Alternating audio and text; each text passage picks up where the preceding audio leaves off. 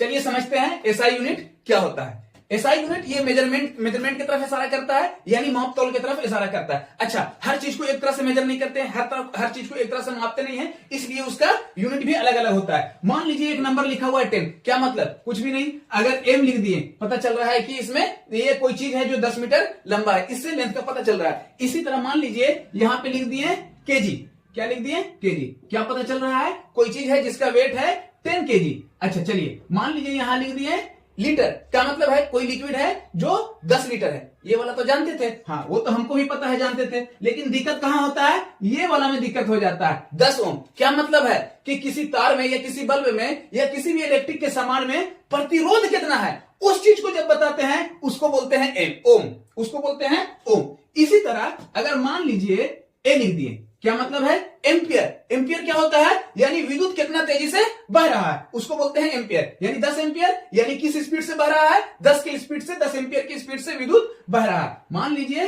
यहां पे सी लिख दिए, क्या है? 10 कूलम, यानी आवेश कितना है, इस बात का पता चलाता है। अगर इसी मान लीजिए लिख देते हैं 10 जे, यानी 10 जूल, यानी ऊर्जा कितना है। अगर इसी की जगह पे लिख दिए, मान लीजिए 10 और W, क्या मतलब है? शक्ति कितना है। अब देखिए, जूल एनर्जी और शक्ति, जूल और वाट में थोड़ा सा का अंतर है। क्या अंतर है?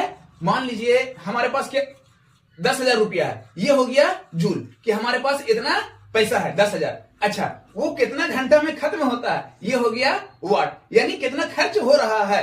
एक घंटा में खर्च हो रहा है, 2 घंटा में खर्च हो रहा है, कि 1 दिन में खर्च हो रहा है, इसको मान लीजिए वाट। इस एग्जांपल से इसको समझ सकते हैं।